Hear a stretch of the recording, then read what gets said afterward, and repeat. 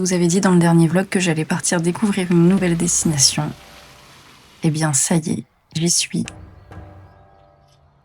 Et pour cette nouvelle étape, je suis partie à Odawara.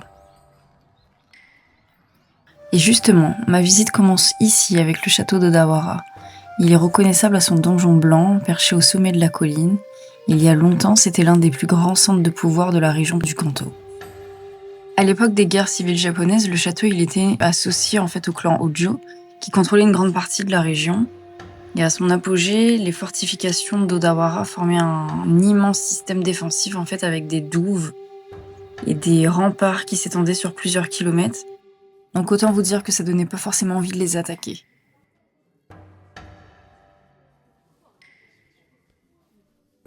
Aujourd'hui, le château il a été restauré et son donjon abrite le musée dans lequel je me trouve actuellement et qui est consacré donc à son histoire.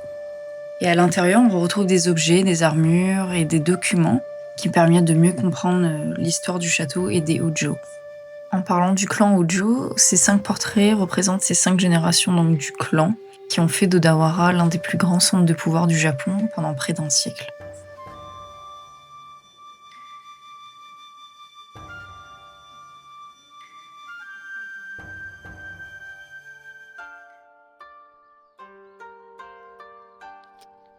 En continuant ma balade, je suis tombée sur ce sanctuaire qui est dédié à Ninomiya Sontoku.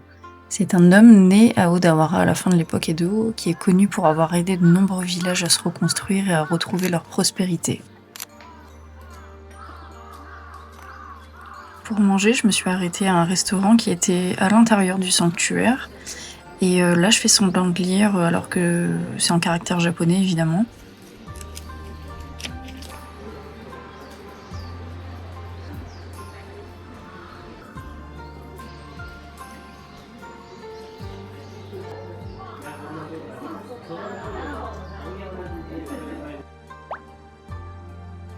Cette petite pause dans la ville d'Odawara, c'est tout simplement parce que je me dirigeais vers Hakone, et plus particulièrement Moto Hakone, où je vais loger donc quelques heures dans une auberge de jeunesse que vous allez voir. Et je suis venue ici pour quelque chose en particulier que je vais vous expliquer un petit peu plus tard dans le vlog. Alors voilà comment ça se présente l'auberge de jeunesse. En fait, il y a des casiers sur la gauche pour mettre toutes ses affaires. Donc là, c'est une salle de bain qui est commune, avec plusieurs douches. Et ensuite, à l'étage, il y a des chambres donc, qui peuvent être individuelles, comme pour 2. Et moi, j'ai pris une chambre capsule, puisque c'était le moins cher et puisque j'étais toute seule. Après avoir posé mes affaires, j'ai voulu visiter un petit peu Hakone, mais sans succès, au vu de la pluie et du vent. Du coup, je suis restée dans mon auberge de jeunesse toute l'après-midi à manger et à lire. Les gars, vous allez penser que je suis folle. Désolée de la tête, je viens de me réveiller. Mais en fait... Déjà, ce mood, j'adore. Et en fait, il fait encore nuit. Et l'objectif, c'est d'arriver au Torii de la paix et qu'il n'y ait personne. Pour l'instant, en tout cas de mon auberge de jeunesse, il n'y a personne qui s'est réveillé. Parce que oui, hier, j'ai dormi dans une auberge de jeunesse et pour une nuit, en fait, juste pour voir ce beau spectacle pour le début de mon chômage. Et oui, il faut fêter ça. Donc je vais vous emmener avec moi. J'ai trop hâte de voir ce spectacle, les gars, putain. J'ai pas ramené mon parapluie, donc j'espère juste un truc, c'est qu'il va pas pleuvoir parce qu'il a plu toute la nuit. Et j'en profite pour faire des petites photos aussi. Avec le brouillard et tout, c'est trop un mood. Je sais pas par où il me fait passer par contre. Par une petite rue. Et je suis sûre qu'il y aura au moins une personne qui aura la même idée que moi, c'est pas possible. Dire, t'es juste à côté et tu viens même pas regarder le Torii, quoi.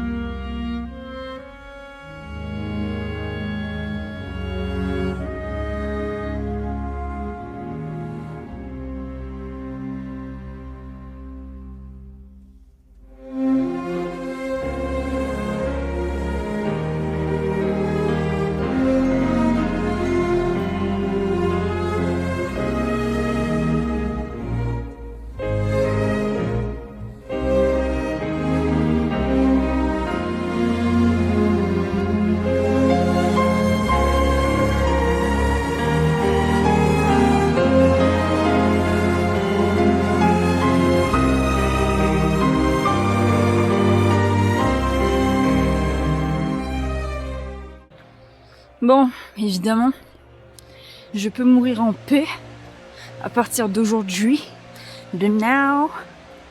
Sérieux? J'ai envie de chialer. J'ai chialé au moins 6 fois là-bas. Et j'ai encore envie de chialer, non mais sérieux. Trop d'eau dans ce corps, madame. Trop. C'est une dinguerie.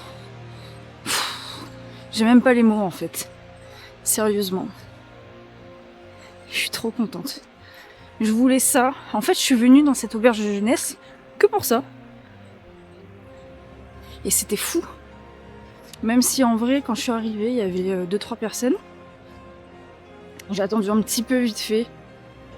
Bon, évidemment, ça enlève un petit peu le charme, mais bon. On peut pas toujours avoir l'idéal. Déjà, c'est trop fou ce que je viens de vivre là.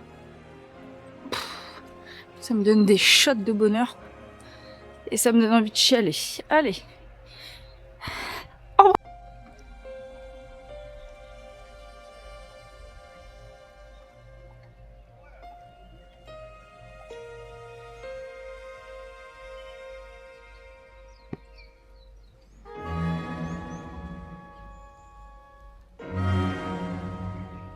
Les gars, je sais pas si vous voyez ça, mais je pue les mots.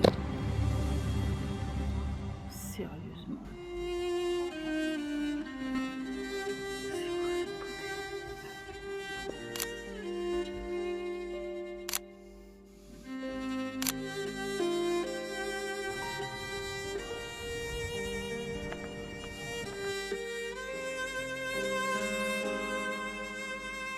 Ces derniers jours ont été tellement intenses, j'ai eu l'impression de vivre quelque chose de complètement différent.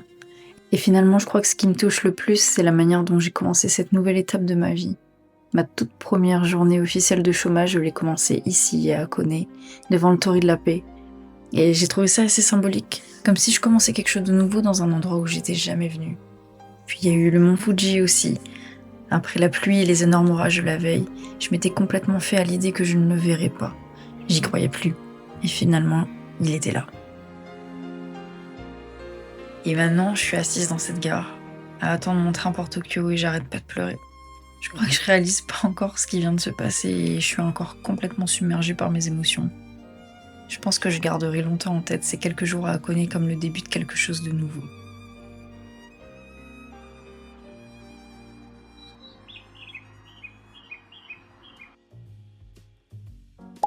Et puis avant de rentrer dans mon hôtel, j'étais obligée de prendre un parapluie parce que je l'avais oublié là-bas évidemment. Et j'en ai profité pour acheter des petits trucs à manger pour me remettre de mes émotions.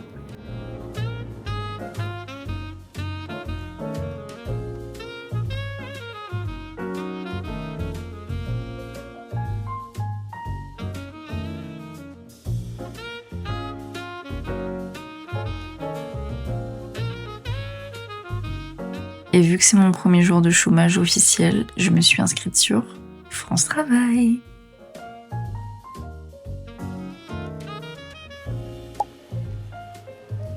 Ce soir, petite balade dans les rues de Shinjuku de nuit. C'est vraiment à ce moment-là que Tokyo en fait prend une toute autre dimension, je trouve. Il y a plein de néons, des écrans géants, de petites rues éclairées partout où je regarde. Il y a toujours quelque chose à voir.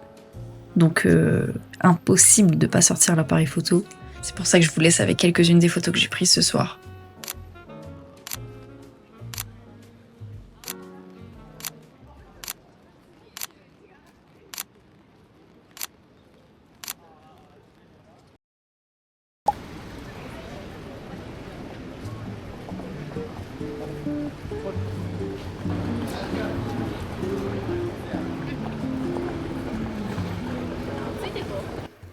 Aujourd'hui, je suis arrivée à la gare de Kita-Kamakura. Je descends du train et pour être honnête, je savais pas encore vraiment ce que j'allais faire. Et mon objectif de la journée, c'était surtout d'aller voir la mer, mais comme j'ai un peu de temps devant moi, je me suis dit que j'allais chercher quelque chose à visiter dans le coin. Et en me baladant autour de la gare, je commence à remarquer pas mal de cerisiers. Certains étaient déjà bien fleuris, et avec des petites rues et les trains qui passent, l'ambiance était vraiment agréable. En regardant ce qu'il y a autour de moi, je me rends compte qu'il y a un temple qui est tout proche, et surtout, il est ouvert. Donc forcément, je me suis dit, bon bah allons voir ça.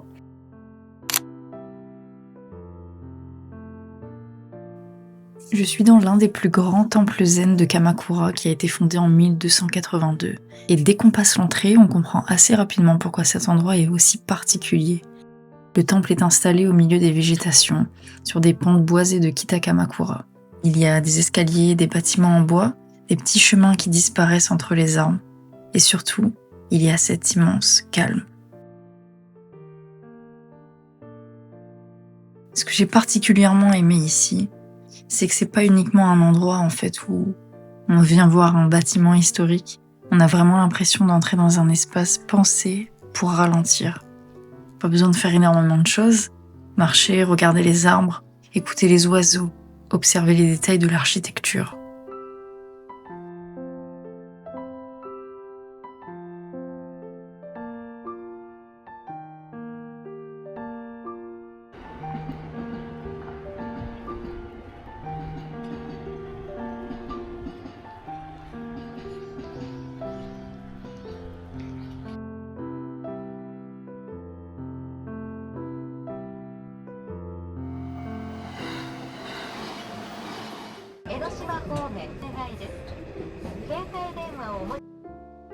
Maintenant, direction la mer, et je marche sans savoir vraiment à quoi m'attendre. Je traverse les petites rues de Kamakura, je regarde les maisons, les vélos qui passent, les gens qui continuent leur journée tranquillement. Et petit à petit, quelque chose change. L'air devient différent, et on commence à sentir qu'on se rapproche de l'océan. Et après le calme, presque silencieux du temple, j'ai l'impression de me diriger vers quelque chose de complètement différent. Je continue simplement à marcher encore quelques mètres, et puis finalement j'aperçois le bleu entre les bâtiments.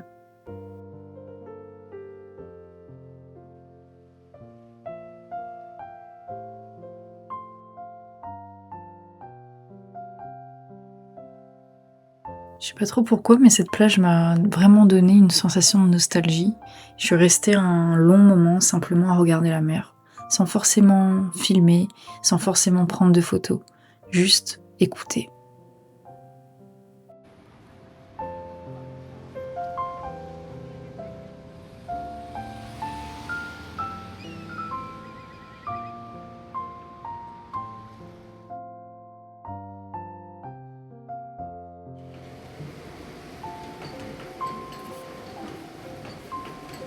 Je voulais aussi rester jusqu'à la fin du coucher du soleil, mais finalement, j'avais pas prévu le froid. La température a vraiment chuté, le vent s'est levé, et au bout d'un moment, j'étais tellement congelée que j'ai fini par courir jusqu'à mon hôtel.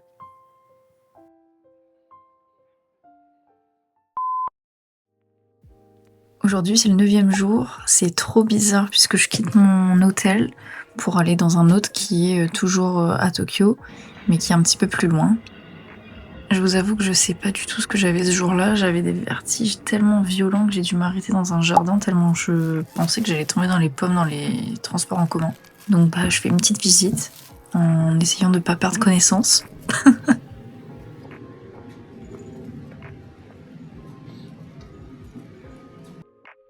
Mon deuxième hôtel était sur Asakusa.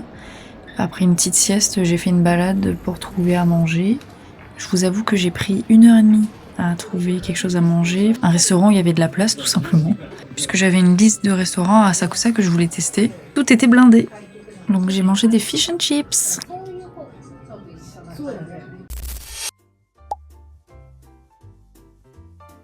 Bon, je vous avoue que j'ai pas énormément filmé ce matin. J'avais encore un peu de vertige, donc j'avais pas vraiment l'énergie de sortir la caméra. Mais heureusement, ça allait beaucoup mieux en fin de journée, donc j'avais envie de voir le sunset sur le front de mer. Sauf que bon, la météo n'était clairement pas avec moi. Il faisait gris et puis il y avait beaucoup de vent. Du coup, après avoir cherché un petit resto à Asakusa, parce que j'avais hyper envie de manger des tonkatsu, je me suis finalement installée dans un restaurant qui était complètement vide. Mais franchement, ça m'allait très bien.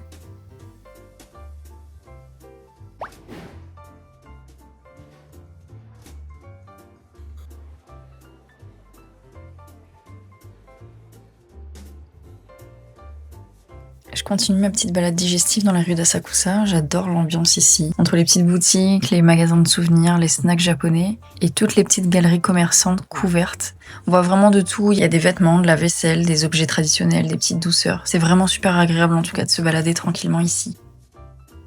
Et après cette petite balade, je suis enfin arrivée à l'un des temples les plus emblématiques de Tokyo. Et de nuit, je trouve ça vraiment magnifique. Il est beaucoup plus calme et les bâtiments sont éclairés.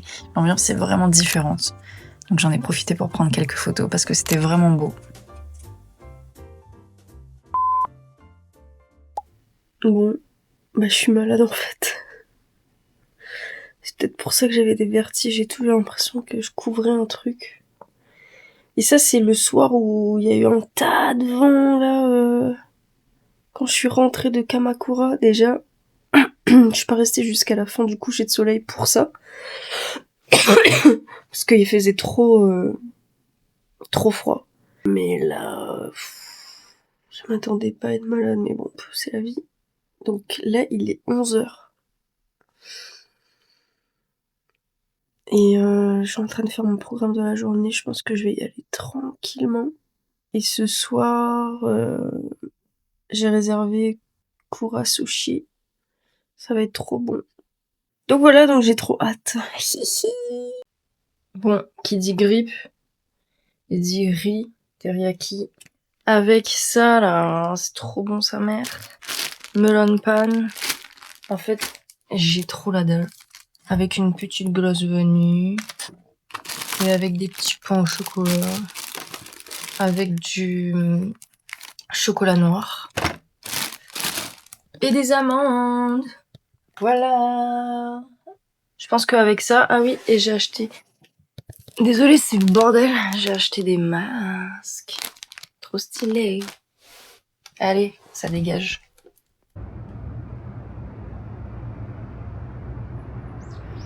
Là, je suis à la recherche du musée Edo Tokyo. Que je trouve pas, en fait. J'ai pris une boisson. Parce qu'il y avait plus d'eau dans le distributeur. Bah, c'est pas bon. Mais c'est ok.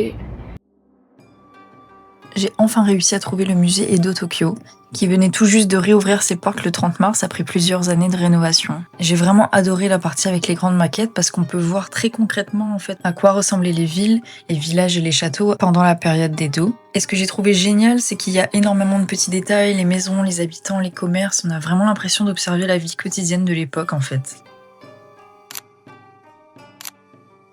On peut aussi voir différentes scènes de la vie sociale, comme ce personnage qui est transporté dans une sorte de palanquin. C'est une litière utilisée pour se déplacer, donc notamment par les personnes importantes. Et il y a aussi des représentations de spectacles autour des geishas et du divertissement à cette époque. Pour terminer, cette immense maquette d'un village avec les chevaux, les différentes activités du quotidien. C'est assez fou de voir à quel point Tokyo a changé depuis cette époque. Le conseil que j'ai à vous donner, c'est vraiment de venir assez tôt pour avoir le temps de bien profiter du musée, parce que moi je suis arrivée seulement 1h30 avant la fermeture, donc malheureusement je suis passée à côté de pas mal de choses.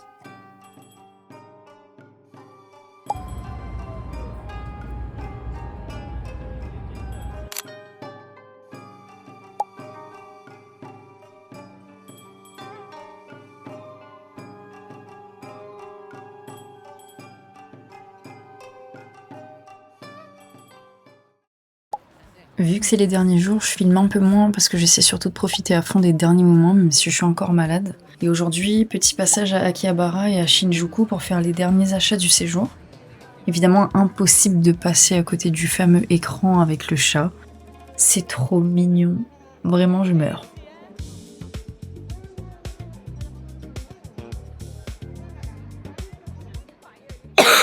Qui a craqué pour une veste?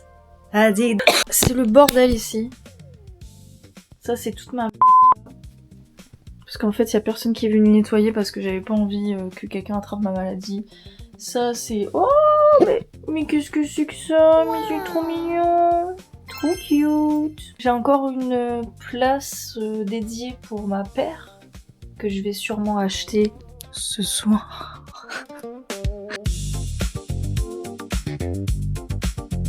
J'ai évidemment succombé pour les Adidas spéciales en marron que je voulais absolument. Et j'ai oublié de vous dire, mais j'ai croisé un pote à Tokyo. Ah ouais, c'est excellent. Oh, la mâchoire. Et on dirait genre... Les mecs qui font du mewing. Alors, attends. Princesse, bien dormi? T'as pas rêvé de moi? Même pas un peu. Vilaine. Vilaine. Nafoy. Avant de m'endormir, je peux pas m'empêcher de penser que demain sera mon dernier jour ici. Et je repense à tout ce que j'ai accompli en voyageant seule. Chaque petite réussite, chaque étape franchie, c'était finalement une petite victoire personnelle.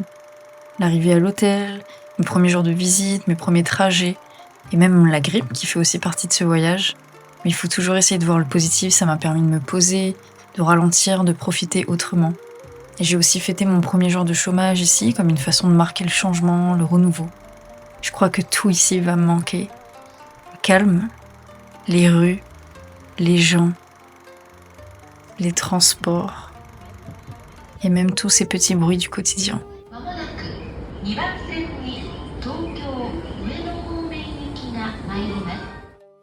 Demain, il faudra déjà dire au revoir.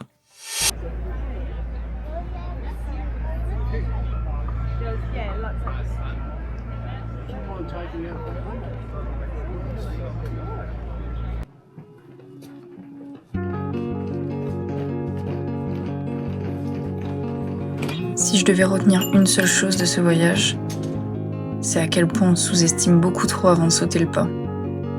Avant de voyager seule, j'arrêtais pas de penser aux limites. Je parle ni japonais ni anglais. J'avais peur de me perdre et j'avais peur de tout un tas de choses. Et en voyageant seule, en fait, on découvre finalement qu'on est capable de bien plus qu'on imaginait. On apprend à se faire confiance, à trouver des solutions, à accepter l'inconnu. Et surtout à comprendre que le courage, c'est pas de pas avoir peur en fait. C'est d'avancer malgré elle. Alors merci à tous ceux qui m'ont soutenu avant, pendant et après, et tous ceux qui ont visionné mes vlogs. Merci beaucoup pour tous les commentaires. En tout cas, j'espère que ce dernier vlog vous aura plu, et j'espère que ça sera une longue aventure sur YouTube.